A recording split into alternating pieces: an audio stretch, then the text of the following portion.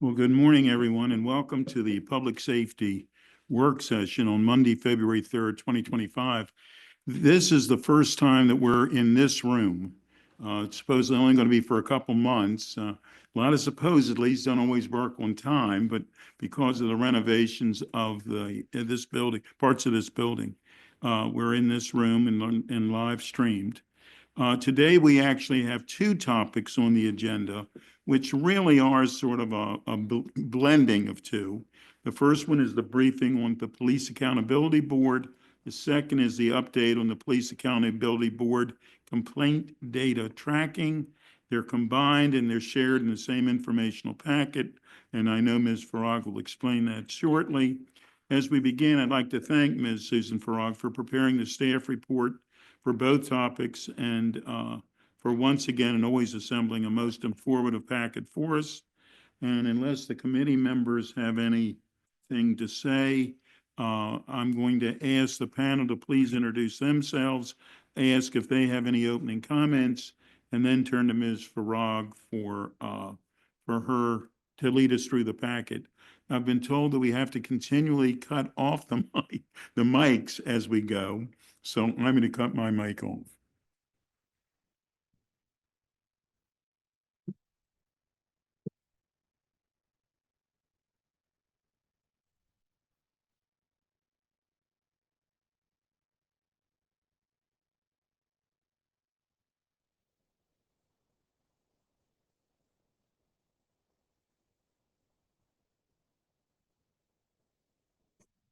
Testing, testing.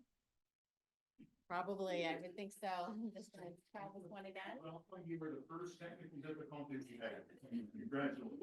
Now we're over it, and the music game begins. Yeah, congratulations. All right, good morning. Good morning. I'm Bishop Walker, Paul Walker, Chairman of the Police Accountability Board. Just a quick opening statement. I'm proud to have worked with the Police Accountability Board, or what it has accomplished since its inception in 2022, and its continued functionality in 2024. We laid a foundation for future members of the board. The county executive charged me with leading the board and creating a collaborative atmosphere that would foster and maintain a healthy, consistent team effort. I'd embraced this charge by framing our responsibility and the complex field in which it must execute them as painting a moving train. As members of the board, we grew together, learned from one another, and became a functioning body with a unified vision. We continually review our commitment to our mandate, to our individual responsibilities to this community, which consists of residents and police officers alike, for we are one community. The board's duty is to review the outcomes of community complaints of police misconduct, such as racially biased policing and excessive use of force, and to recommend sound policies to improve police accountability. We embrace this mandate as a total process.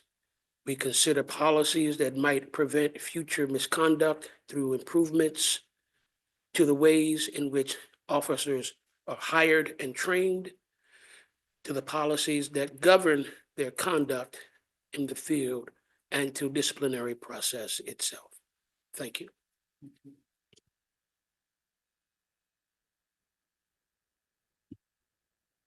Good morning. My name is Forrest Gilman Riley. I'm the Administrative Director for the Police Accountability Board and Administrative Charging Committee in Montgomery County. I was excited to join this role in late August of 2024.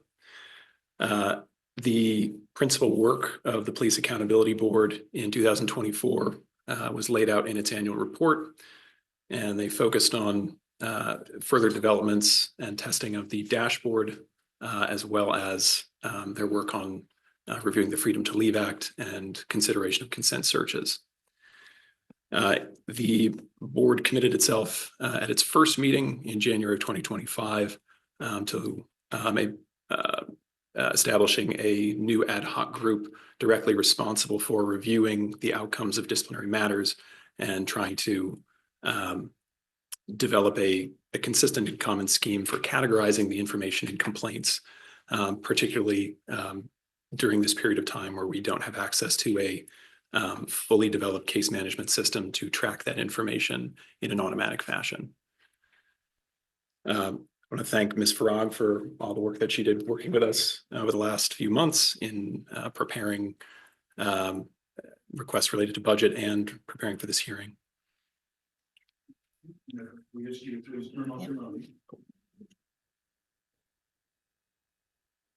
Good morning, Susan Farag, council staff. Can you hear me okay? 'Cause I'm far away. Okay. I also wanted to thank the Police Accountability Board and staff, Mr. Gilman Riley, have been very helpful, been very available for my myriad questions over the past several months. I'm just going to give a brief overview of the PAB ACC and go through the packet. As you know, there are 9 members on the Police Accountability Board and 5 on the Administrative Charging Committee. All positions are filled currently and all members have completed their required training. The approved FY25 operating budget is about $788,000, and that pays for 2 full-time staff members, the salaries for the PAB and the ACC members, 2 independent counsel, and compensation for trial board members to attend training and sit on all trial boards. As Chair Katz mentioned earlier, there are 2 items that have been combined. I've combined them into one packet, and the reason I did that was if I had separated them, they would be very redundant in nature. So I'm just going to try to go through them a little more smoothly. Last year, there were some data discrepancies identified between PAB data and at least 3 of the law enforcement agencies. That included MCPD, Gaithersburg City, and the sheriff. Those disparities alone do not mean that there are any mistakes or irregularities. It just we had not had time to get reconciled data during budget deliberations. So the council had requested that the PAB come back and explain that before the next budget cycle starts. As Bishop Walker also mentioned, the PAB issued its 2024 annual report, which was delivered to the council before December 31st. The ACC has authority over 7 law enforcement agencies in the county. They also accept complaints for the Park Police, although the Park Police is a by-county jurisdiction, so it goes to the State Administrative Charging Committee. My focus over the past couple of years has been looking at the PAB and the ACC's staffing resources and their IT support and any other types of resources they need in order to fulfill their mission. It's a brand new disciplinary framework. The LEOBR, Law Enforcement Officer Bill of Rights, was repealed. This is a brand new framework. Well, it's approaching 3 years, but you know, it has to be as transparent and accountable as policing itself. It has to be seen as legitimate both by the community members who want to file complaints, particularly for community members who have traditionally, historically distrusted police for a variety of legitimate reasons. But it also has to be viewed as legitimate for the police officers whose careers are also put at stake, basically, depending on the types of complaints that come in. So the 2024 annual report has a lot of information on Administrative Charging Committee decisions. According to their annual report, they received 120 complaints from December 2023 through November of 2024. During that time, they also issued 43 written opinions during the first 3 quarters of 2024. You will note that not every single month and time period matches up, and some of those 43 decisions that they issued were from complaints filed in previous years. So I just wanted to make that clear before I went on. The written opinions addressed a total of 130 allegations made against 67 police officers. Out of the 43 written opinions, the ACC issued 24 administrative charges in 12 of the complaints. That means of the adjudicated complaints, the ACC issued at least 1 charge in almost 28% of the complaints and against 22% of the officers. And there are charts on page 4 to show an outline of the complaint data. Also on page 5, there is a chart that shows the most common types of recommended discipline. Most common was a letter of reprimand, and they did recommend termination in 1 case. As I stated before, my major concern looking at both of these was identifying the needed resource needs so that they could fulfill their mission. Staff support is at the forefront. They currently have one administrative director and one senior executive administrative aide who support both the PAB and the ACC. I will note in some other larger jurisdictions like Prince George's County, each of those entities has its own staff. In addition to the assistance with data case management development, the county's TEBS, Technology Enterprise Business Solutions Agency, also provides integral operational support for broadcasting public meetings. The council added $200,000 to the FY25 operating budget for 2 independent council positions. One supports the PAB and one supports the ACC. One of the items that I had requested for this briefing was information on how many hours ACC and PAB members worked each week to help assess whether or not either or both of these entities needed to be able to devote more time to casework, or whether either entity needed more support staff to assist with operations. The PAB has advised that they don't systematically track or report their hours at this time, but they are open to surveying its members and tracking that information on a trial basis. That's something that we can talk about a little bit more in upcoming budget deliberations as well. In terms of complaint data tracking, as I stated before, there was an identified discrepancy in data between the PAB and at least 3 law enforcement agencies.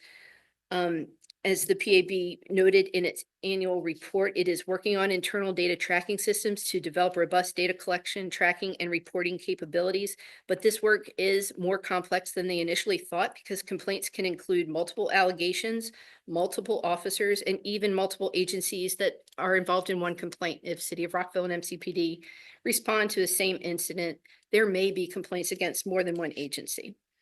And the varying scope and phasing and titling of the departmental policies, which are different, adds a further layer of complexity for their review. And one of the examples Mr. Gilman Riley gave was that MCPD's policy on courtesy has a different range of conduct than Rockville City's policy on courtesy and human relations. So that adds more complexity. So even though TEBS has been working to try to develop a case management system, it may need to be more of a relational database than initially thought. And the PAB and staff have been looking more at whether or not it should be an in-house TEBS solution or whether or not there is an off-the-shelf case management system that might be more effective to help support the work that they're doing. The other concern with the data discrepancies is that while the PAB is required to transmit any complaints it receives to the relevant law enforcement agency within 3 days, there's no reciprocal requirement that law enforcement agencies do the same. So the law enforcement agencies in the county have been transmitting their complaint numbers on a regular basis, but it occurs monthly rather than within the same 3-day time period required of the PAB. And since the PAB doesn't yet have a data management system with full functionality, the data often must be manually counted, and that leaves room for delays in reconciling those complaint numbers. So as I mentioned, there are 2 different possible approaches to developing the data and case management systems that would best serve the board: an internal product developed by TEBS or the off-the-shelf case management system. And I did want to point out that the Governor's Office on Crime Control and Prevention recently contracted with the Police Executive Research Forum, or PERF, to conduct an implementation analysis of the Maryland Police Accountability Act. And that report highlights Caroline County's software implementation as a, quote, promising practice. The 5 law enforcement agencies there purchased the same complaint case management system, and that was done through a series of grants. And that allows complainants to file their complaints online through a single portal. Their county's Office of Law also purchased an iPad for each law enforcement agency to have on hand, so that if a community member would go to a police station to file that complaint, they would have private access to an online system, so they didn't have to go through an actual police officer. So the couple of things that I was looking at, in order to really provide the robust types of complaint information that the community and the council may be interested in seeing, I do think that a case management system is a really important next step. One of the concerns that I saw that made reporting, made any type of real analysis very challenging is that of the complainants who reported, there were about 18% of complainants who failed to report gender and 52% failed to report race. And that data gap makes it really difficult to do any type of racial equity analysis. When there's significant amounts of data that are unknown, the analysis becomes problematic. But I think the question really becomes, why are people not reporting? So if people still have skepticism in the system itself, and they are concerned that reporting their race or ethnicity or gender or what have you means that they will not get a fair hearing, that's a concern. And that's something that the multiple stakeholders here might want to investigate a little bit more, just to see if we can help improve that. The trust, basically the trust. In terms of staff report, this is definitely going to be a operating budget issue. The ACC reports that it takes approximately 17 days on average to review complaints in cases where the ACC does not need to ask for additional information from the police department. But for those cases where it asks for additional information from the law enforcement agency, case review can take approximately 79 days on average. So it would be helpful to better understand current case backlogs, whether these delays, not necessarily delays, it might just be the nature of the beast, are coming from law enforcement agency, something outside like a concurrent criminal investigation, or resources within the Police Accountability Board and the Administrative Charging Committee. Because if it's within the Police Accountability Board and the ACC, and if additional staff support would help, then I think that's something definitely worth consideration during the upcoming budget.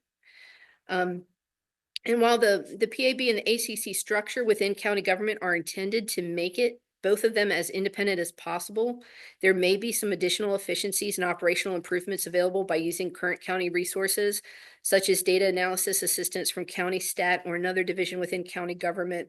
Again, the caution there is to ensure as much independence as possible, so they are as immune and shielded as possible from any political intervention at this time. And I have put some potential discussion questions down for your consideration on pages 8 and 9, and I'm also happy to answer any questions if you'd like. Thank you very much. I appreciate everything that you have said and everything you have done. As we begin, I just want to very publicly thank the PAB, the Police Account. I always get concerned about that all we use in government is initials, but the Police Accountability Board and the ACC, the Charging Committee, for everything you've done and for everything you're doing. When the state, Bishop, I don't have to remind you, but when the state came back to Montgomery County and all places in the state said, you will be doing this, they weren't as clear on what you will be doing. We all knew that something was going to happen and should, but we didn't know exactly what the state wanted and what was going to be the best path forward. So therefore, it's the expression, flying the plane as we're building it. And that's what we've done. Some of it has been seamless and some of it has also been there. So we thank you for everything that you're doing and how you're doing it. I have often said for not just this topic, for many others, if we ask you to do the job, you need the resources to do the job. And in some cases, and it comes from our side, our being the county council side, that we don't always budget the enough or the right things to do. We don't have all the money in the world, and we're not. And things get, well, we can wait for this one. And in some cases, maybe we can, and in some cases, maybe we can't.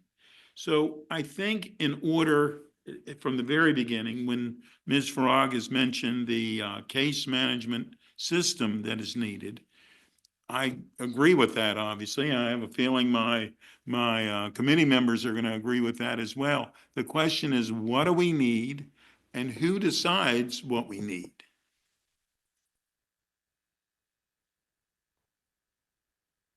So the work that the board had put in directly last year and to an extent the year before in developing the initial complaint dashboard has created a pretty clear picture for us on staff from a procurement perspective of what type of data they would like to model and how they would like to model it. Now, that unfortunately did lead us to the conclusion that the current information storage infrastructure is not sufficient. It cannot model the type of information that is going to be useful to the board and ultimately to this committee and to the council in shaping policy. With the in discussion with the board and understanding what their objectives for data were, that gives us really two broad options. As Ms. Frog said, the in-house development working with TEBS or a product off the shelf. I spoke with representatives of the Police Accountability Board in Caroline County to talk to them more about their system. Using the software IA Pro is what they have deployed there. As I understand it, the Department of Police here has, at least to some level, also explored or deployed IA Pro. And I've reached out to try and set further discussion on that.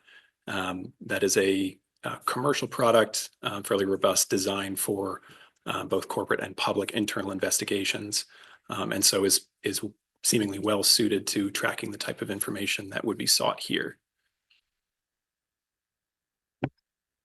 The problem with, and I'm glad you're doing research, Caroline County is very different than Montgomery County from just the number of agencies. I don't know, Caroline County doesn't have a county police force.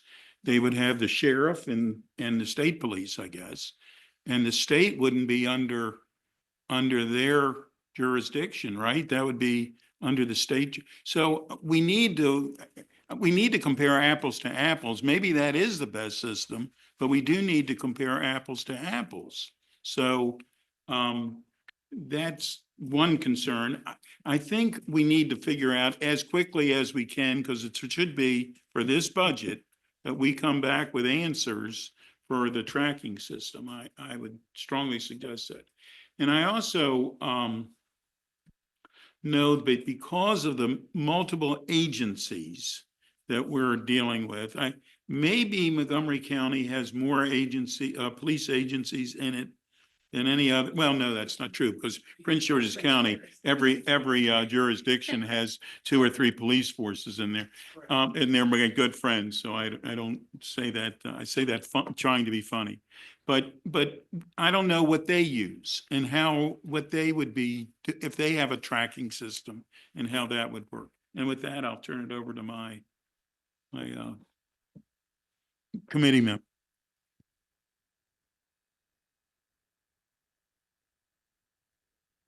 Thank you. And yeah, just to clarify, because Caroline County, of course, is very different than Montgomery County, but it does have the Caroline County Sheriff's Office is the equivalent to the Montgomery County Police Department in their structure, because that is the primary law enforcement agency for the county. And then they have smaller municipal departments like Ridgely, et cetera, that exist within their boundaries, just less of them than we have, and less mileage. And I thank you for pointing out all the many things related to data, and this is very helpful. It's challenging whenever you're doing something new to know how the factors are going to play out as they're collected, and what, we have, as noted, where people don't always write their full gender, or where they write an initial instead of, or where they don't put it at all. And I wondered a couple of things. One, where for the complaints where gender and demographic data have not been optimal, and recognizing that we don't currently have a system in place for going back and reconciling data that needed greater clarity. Did they tend to be in complaints where there were ultimately charges brought, or were there other things missing? Meaning, was the failure to include the demographic and or gender data something that was also akin to lack of overall information in the complaints, meaning then they didn't proceed any further? Or was the other information robust, they just did not include the demographic data? Do you recall? Oh, button, sorry. Thank you. I can say that in all of the cases that the Administrative Charging Committee has considered and issued opinions in, that body had sufficient information to draw an appropriate conclusion in its discretion. The use or the inclusion or non-inclusion of demographic data, since it's not required to be all included as part of a a statutorily sufficient complaint, that has the potential to affect the ability of the board to perform subsequent analysis of those decisions. But as far as we can tell, it has not impacted the ability of the committee to evaluate or issue charges. Yeah, and just to add to that in reference to what Forrester said, in reference to the board to be able to accurately, with pinpoint, visualization, look at these charges because of this dashboard incompletion. So it's very important. And when we've been pushing for, with tabs and working well, spearheaded by a board member, George Luedtke, really pushed this dashboard, worked very hard. You probably saw that in the report. But I think it's important to be able to track accurately ethnicity and different other informations in these complaints on the board side to help us find and research these trends. It's very important. I think we would definitely be doing a great service to the community if we can create something that helps the community track and we track as well. Yes, and age too, right? Age being a big, like Absolutely, all absolutely. the many pieces. All of these pieces. Yes. And I note the phrase longitudinal was used in the packet, and I'd consider it at this point longitudinally aspirational, right? Because we're not that many years into it to do year over year data analysis, and especially as we make adjustments to figure that out. But in talking about, again, back to Caroline County and them having grants that they did and Go Caps comments, I was wondering whether, Governor's Office of Crime Control, what is it now? It changed. It is back to GOCAP, but it stands for something different. So it's Governor's Office of Crime Control and Policy. There you go. All right. Whether they are going to, or has there been any discussion about setting standardization so that the state is giving the directive as to how best to do these things, and then the locals can put that into practice? Because again, you want to be able to capture things and knowing, as Ms. Frog pointed out, that certain agencies have different policies that have slight variations in them, but that can make the analysis somewhat different.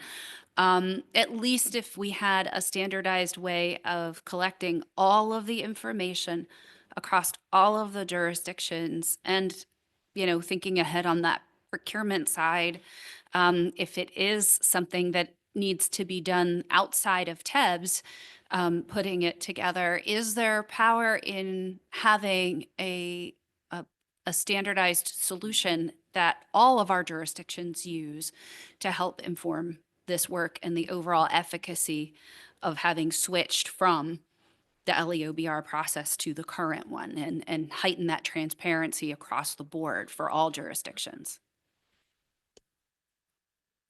I'm sorry, what's that? I just had one thing to add to that. There is no police accountability board at the state level.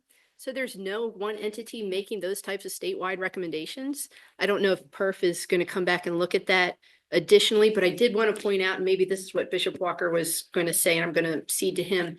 One of their main recommendations for the 2024 annual report was a standardized complaint form across all of our law enforcement agencies. And I think that would make a really great foundation to start the process, at least here in the county.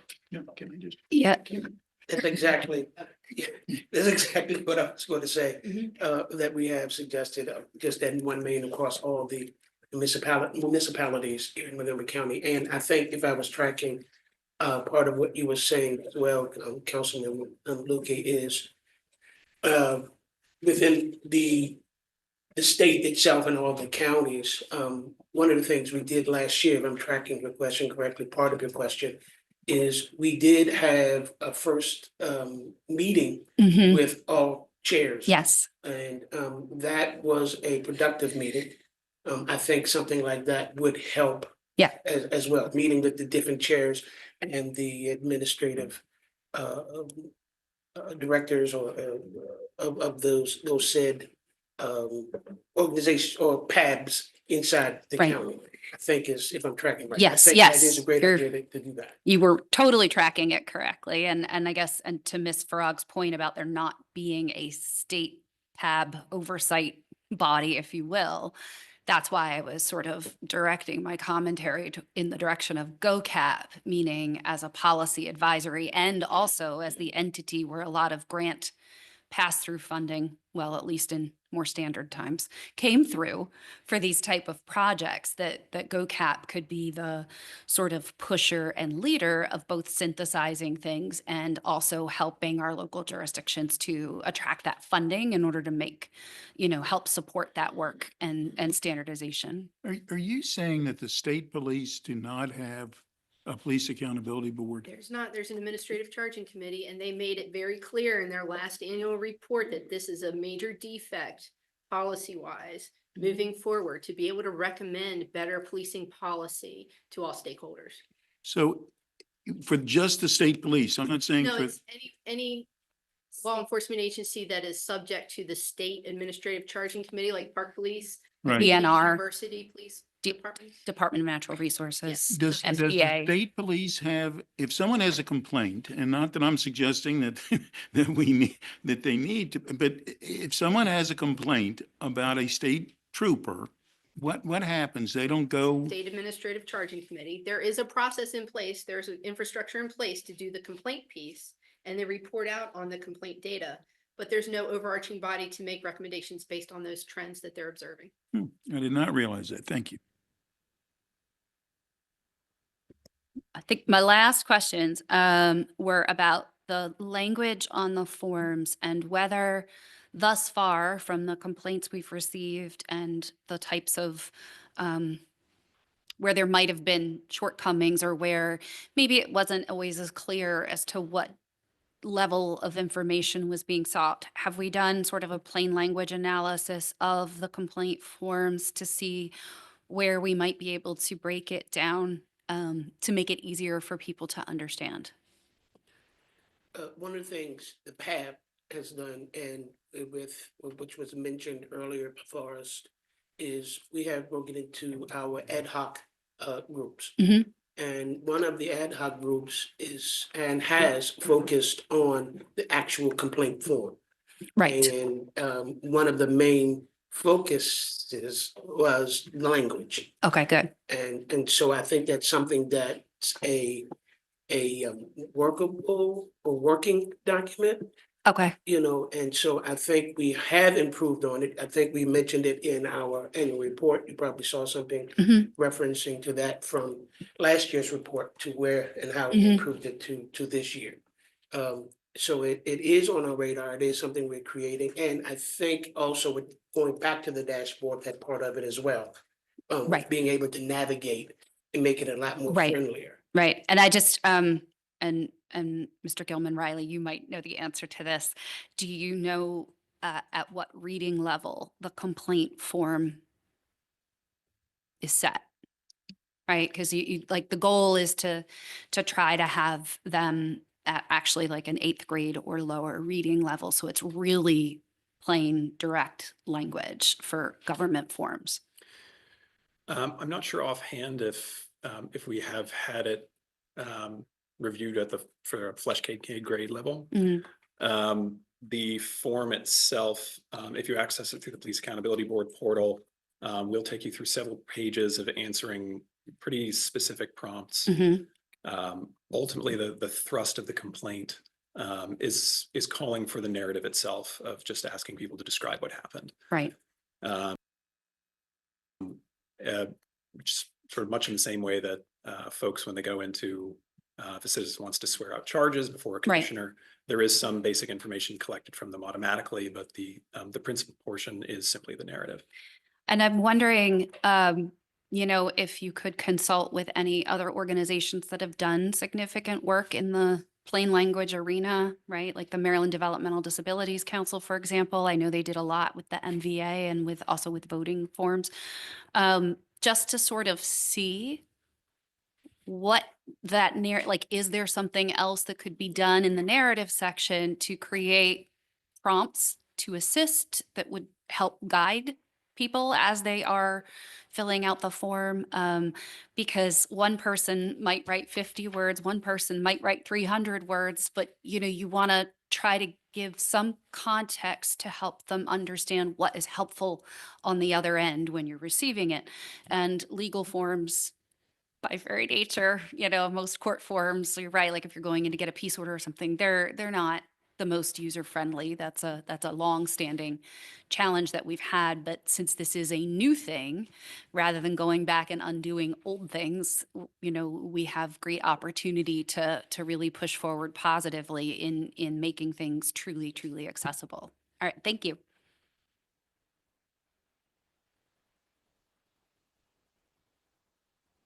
And it's got to be green. right? Okay, all right.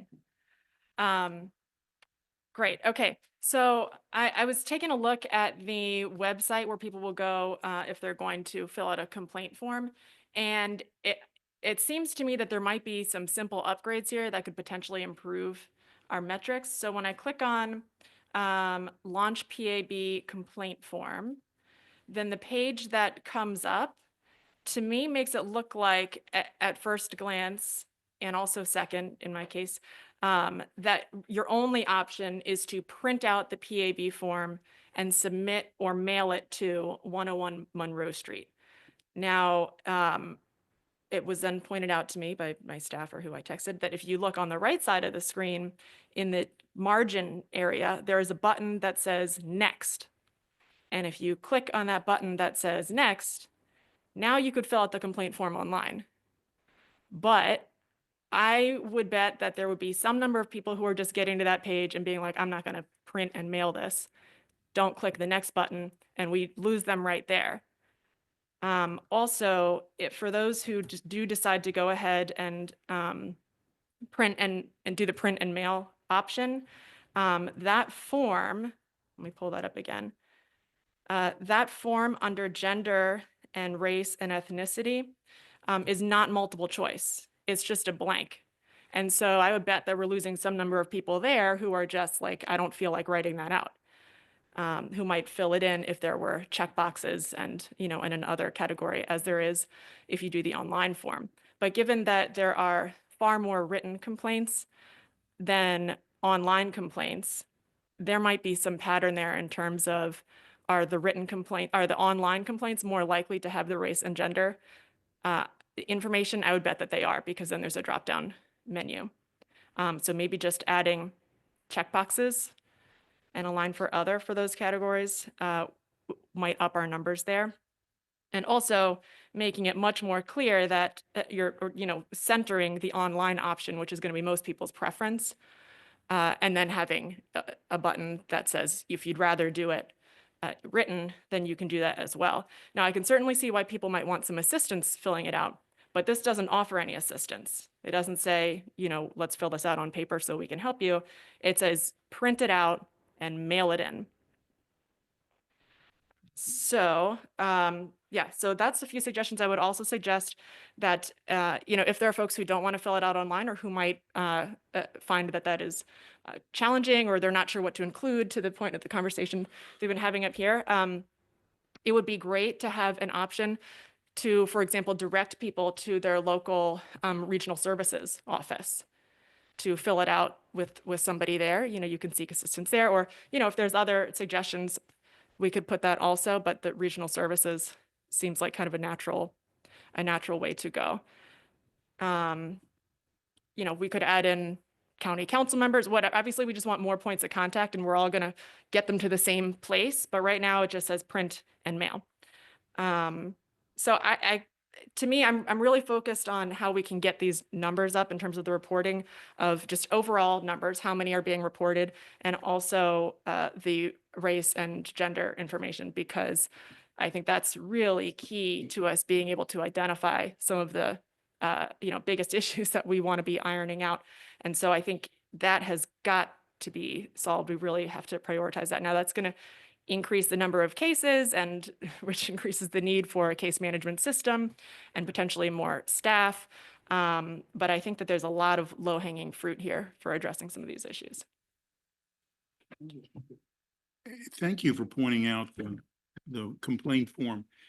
You know, one of it says place of birth. I just looked at it too as she was discussing this. I listened to every word you have to say, by the way.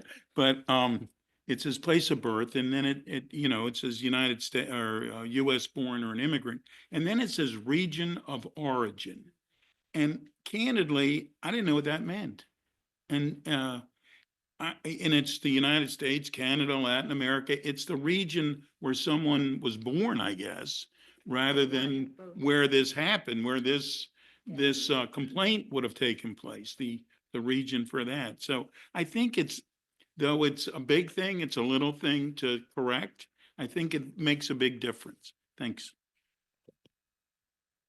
Thank you. And I think also important to note, relevant to that for place of birth, that it is an option to say prefer not to say. So especially now, really important that folks know that that we as a county are not going to ask for their immigration status, and we are working to make sure that participating in all of our county services is open and safe for everyone. So just for the record, you can choose prefer not to say. Okay. Wondering also, shifting gears, what information exactly does the PAB receive on each complaint? Do the members at any point along the process get to read the police department's internal investigation report? Do they get the body-worn cameras? Is that something that would come by default or that could be requested? Is it ever requested? If you could talk a little bit about the process and what's received, that'd be great. Yes, so at the beginning of each new quarter, the members of the Police Accountability Board are given access to the original complaint and the written decision from the ACC. They are not given access to the investigative files. That does not appear to be something that they could legally have access to under the current formulation. That is our understanding in speaking with the Office of the County Attorney as well. However, the full original written complaint, whether that was filed through the Police Accountability Board's online portal or directly with the department by email or their written form, is given to the board members, as well as the full written opinion of the committee. Okay, see, I'm wondering then what you're supposed to do with that really, because if the question is, if the part of the task here is to be oversight over the internal investigation that was done, but you don't have the same materials or even remotely close to it that they're working with, you just have their conclusion, then there is no way to analyze their process, which is kind of the point. And there is information in there that could be gotten through, through a public request for information. So, like body-worn camera, if somebody requests that, we provide that, generally speaking. So I would think that anything that could be requested by the public should be able, certainly legally at least, to be provided to this body, even if maybe that's not everything. Obviously, when they do an MPA request, some stuff gets redacted and so on. But wouldn't it make sense to just have, as a natural part of the process, redact whatever those things are and provide you those materials by default? At least in our review, or in the staff's review, and in speaking with special counsel for the Administrative Charging Committee, it would not appear so. There's nothing about the Police Accountability Board as currently constructed that implies a direct oversight over their processes. The Administrative Charging Committee generates its own procedures and independently reviews complaints. But their ability to procure information from police and the police's in-turn response obligation to provide requested material that's relevant to the information operates a little bit differently than a normal public information request. The committee is bound by strict confidentiality provisions. So at least the interpretation is there is not a way for the committee to convey the content of the investigation to the board. They're only able to convey the outcome. I'm still not understanding why, if there's material that could be MPIA'd by the public, why, if I could request that, if my neighbor could request that and get it, I still am not clear on why the PAB could not get it. And I would note that, we're looking for trends, but I would say one of the trend areas that we would benefit from the PAB looking at is a pattern between what the type of complaint is and what their findings are in terms of their internal invest. That's like one of the patterns that I think, should be looking at. And, even if that's not made crystal clear, I would think that here in Montgomery County, we would be looking for ways to do the utmost, right? And I can clarify. Sure. The board does we'll go to Bishop. receive the effect of that, of not just, they receive the complaint, which has the civilian's original allegations. Mhm. The written opinions of the Administrative Charging Committee review the allegations as provided to them by the police. So a person may describe a situation involving use of epithets, for example. That's going to tend to fall under a Department of Rule for Courtesy under most circumstances. And so a description of what happened, of what the allegation is to have occurred, is included in the written decision, as well as generally the committee's reasoning for either finding that, yes, this complaint is founded and an administrative charge will issue, the officer was exonerated because they followed policy, or variably the complaint is unfounded because there's just not enough information that could be obtained to determine the veracity, or it's unfounded because the policy that is supposed to have been violated may not be inclusive or descriptive of the scenario that the committee was asked to review. Sure, but in doing that internal investigation, they are looking at materials besides just the complaint, right? They might be looking at body worn camera or other materials. So those are the materials that I'm asking about. Thank you again, Councilwoman. I'm walking a thin line between the ACC and the PAB, of course. I am a committee member of the ACC, so I don't want to speak to that side. I'll allow Flores to continue to speak to that. But on the PAB side, not necessarily an answer to your question, but just information, I think, in reference to the board's view on this very topic. We are currently discussing how we could obtain these type of pieces of information like BWCs. If it's something that's in the purview of the PAB, if it is, how, and we are in the middle of discussing that. We really think it is, but how, and would it make us custodians of those type of records and then open to an MPA from the public, which we don't want to get into answering those and being held in that frame of having these records now in our possession, which now, of course, a member of the public can request it from the PAB. So we're currently discussing that. We're really working on it with, again, special counsel to the PAB to see how and what, but it is something that we've been looking at. It is something that we really think would be helpful in our mandate and in researching and finding trends to be able to recommend, different policy recommendations to help improve on what we're doing. So not really an answer, but just to kind of give you an idea that we are as a PAB. Yeah, well, it's great to hear that you have a position and that the position is that this would be useful. And I would strongly agree with that. And I will say that I've gotten a lot of comments over the last couple of years from the public that indicate that it's important to them as well. And so I don't want to spend too much time on any one topic, but this one is very important. And this has been a focus of our questions over the past couple of years or whatever we're at now. And so that's why I want to make sure we get to a point of answer. So if you all could get back to us as soon as possible with clarity around if you're not able to get these things, why exactly? And it sounds like you're looking at kind of two different levels of could you receive and look at the body worn camera footage that is unredacted and, that could be, the public would not receive if they did an MPA request. That would be obviously useful for you, but there could be legal issues there. But there's also what would be provided to the public if there was an MPIA request. And I have yet to hear a reason that makes sense to me about why that could not be just provided to you all upfront. You could do an MPIA for it yourself. And so why waste, which we're not doing. And so say, let's do that if you're not doing that at this point. Or I would hope that MCBD would work in partnership with you all and just provide that. So if we could get clarity on legally why that could not happen, given that you agree that it would be useful, that would be Great. Thank you. And again, we would look forward to Right. getting back with you with that. I Perfect. don't know what that time frame would be, but we definitely look forward to getting back to you with our main Appreciate it. discussion. Yeah, on yeah. it.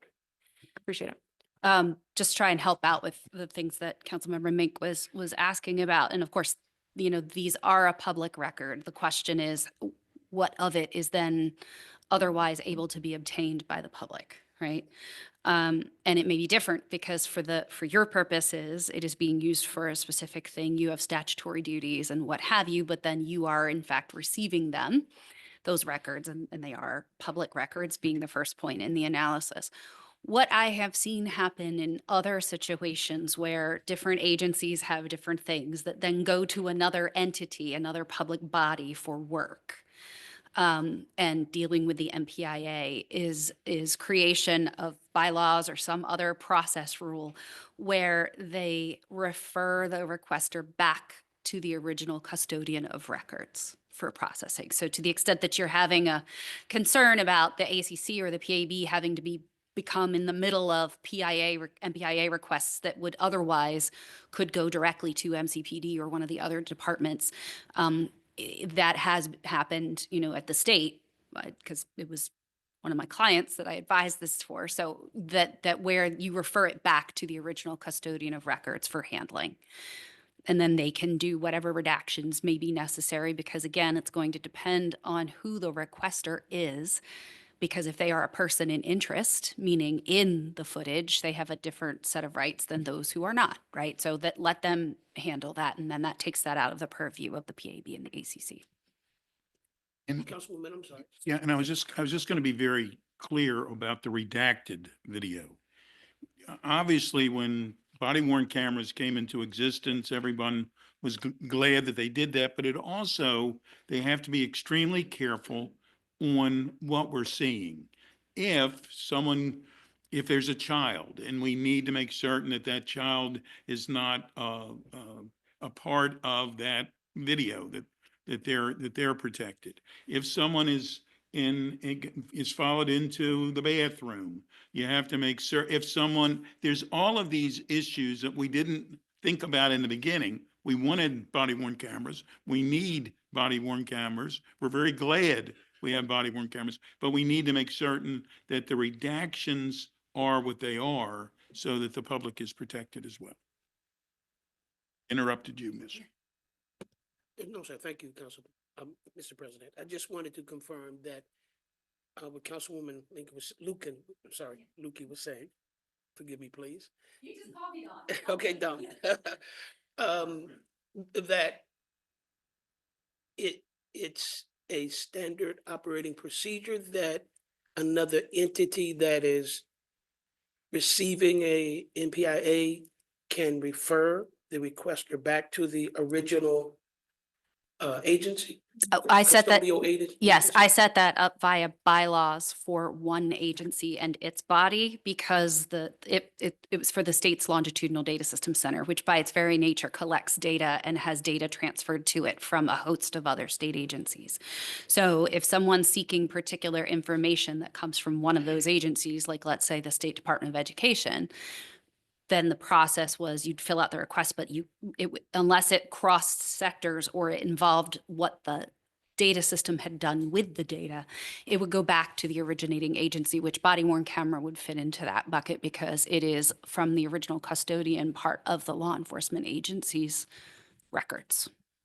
And you said that's part of your bylaws that was written in that. Yes. Is that something that the PAB can have so we can share with Yeah, special counsel? they're public. I'll give them to you. I'll Thank you. forward it over to you. Yep. Solving problems. Here we go. Did we get clarity on the reason for the case backlogs, like where that's backing up and why from your perspective? Could you clarify on backlog? So just to clarify, the ACC is up to date on the receipt of complaints and issuing decisions on complaints within its statutory requirements. Ms. Farag, I was trying to attempt to figure out whether or not there was a backlog and whether it could be expedited. Some police officers might be waiting months to hear back on an administrative recommendation. As far as discipline, some officers, if it's really egregious, may not be working. They may be on administrative leave. And we got the information on average of 17 days, I believe, if they didn't ask for additional information, and an average of 79 days. If they do ask for additional information from a law enforcement agency, which sounds reasonable, they have a year and a day to complete these. I just wanted to know, as they start getting additional cases, because MCPD became under their purview July 1st, 2023, are those cases building up? You know, is there going to be a continued backlog, a bigger and I shouldn't say backlog, but just The time to timeline. process, right? processing, I would okay. like to be able to recommend getting ahead of something like that before it happens, if it is a cause for concern. Got it. All right. Makes sense. You want to speak to that? Do you, thoughts on that as it stands, or is this just something to keep an eye on and come back to? I think it is something for us to keep an eye on, come back to at this point. Okay, sounds good. All right, I yield. Good. Remember, I couldn't have money. This, so Ms. Frog, are there anything else that we should be discussing from this packet?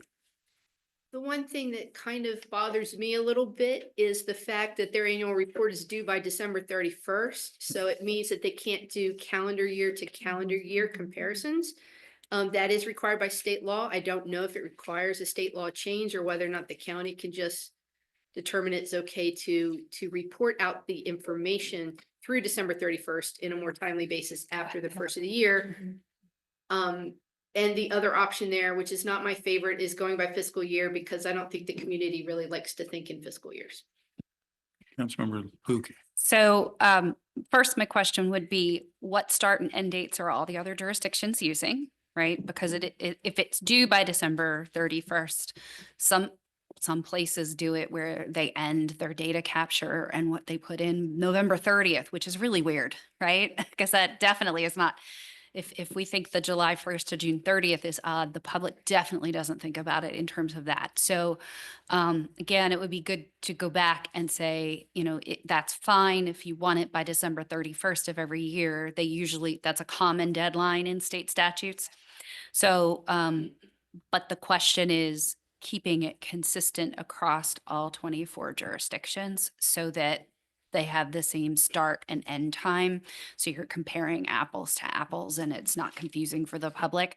I know, other reports where they do it purely on the fiscal year. So even though the fiscal year has ended, the report comes out 6 months later, there's that lag time, but that is often the way they handle them.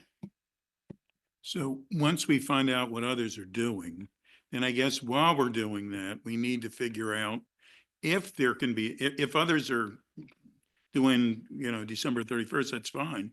But if not, then we need to figure out whether we can do it, whether we need state law change or whether we can do it strictly through the county. I've seen, when I'm looking at other jurisdictions, I've seen end dates at the end of November and I've seen them at the end of October. So there doesn't seem to be any uniformity. They're ending as close to the end of the calendar year as they can, but still allowing time to prepare their annual report. The State Administrative Charging Committee waited till March to file their 2023.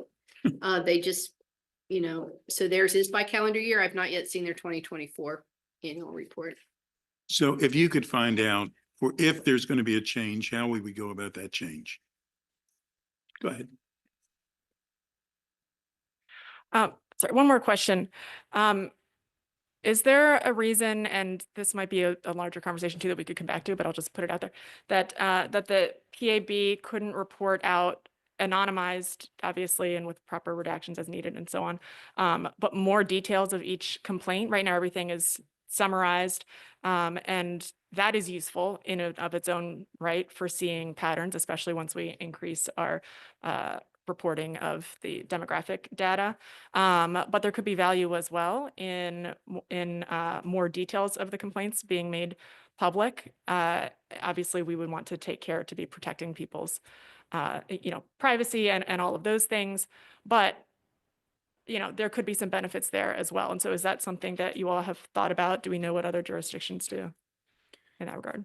At least in my review of other jurisdictions, it does vary tremendously as to what they will report out about a complaint that has been adjudicated by the ACC. It's certainly a question that we can put to the special counsel of the Administrative Charging Committee. And likewise, that we are scheduled to review with the Office of the County Attorney to the extent that it involves other departments like TEBS and procedures for protecting and reporting data. Great, appreciate that. Yeah, I'd be really interested to know what is the most that's provided by any jurisdiction currently, which isn't to say that we couldn't be the most, but it would at least, it would provide a helpful comparison. And then if there's a reason for us to not at least meet that. Thanks. Anything else, Ms. Fromm? Anything else from either of the gentlemen at the panel? That's it for me. Thank you. Yeah. Well, again, thank you very, very much for all that you do. And we sincerely, we, in your line of work and candidly, sometimes in their line of work, you don't always get enough thanks, but we sincerely do appreciate it. And you're certainly doing a service for the community. And with that, we're going to adjourn. Thank you.